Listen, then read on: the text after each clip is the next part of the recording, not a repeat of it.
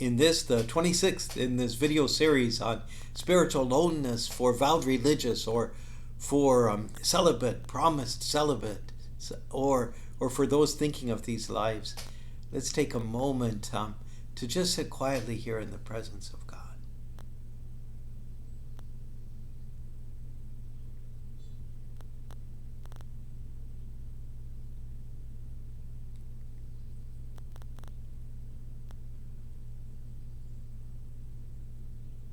We turn to something that showed up in the Office of Readings recently from St. Augustine.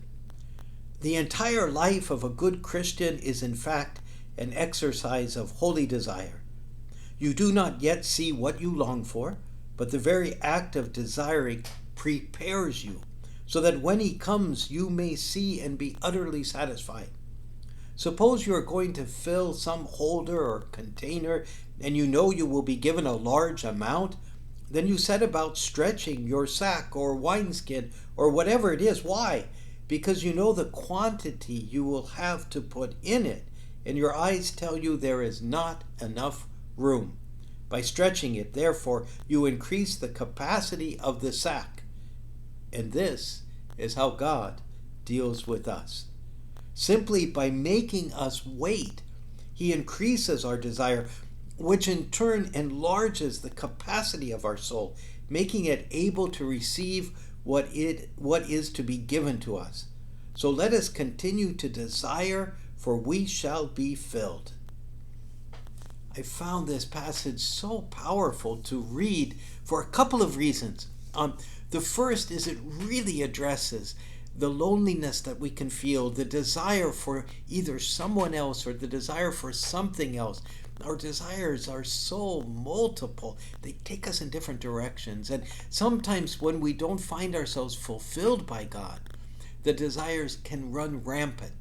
But if we take our page from St. Augustine and we say, wait a minute, this very desire I feel is meant to move me, to open myself more to God. It's not an aberration in my life, but rather it's crucial because my life is about desiring God.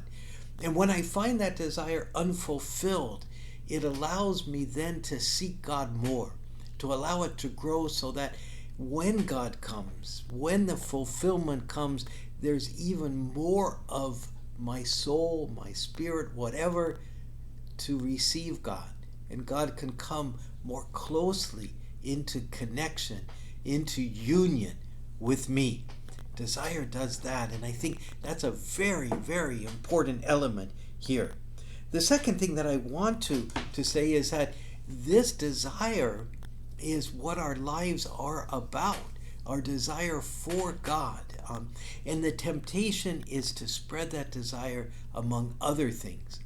But to, in fact, with whether it's loneliness or other desires, to say, wait a minute, let me not dilute the desire that's within me, but rather aim it, see it as in many ways a desire for God, and then perhaps purified, that desire will help me not so much to go in the direction of loneliness, but rather to hold myself in waiting, in patience, in hope, and in faith that God will and God does fulfill this deepest desire of my heart.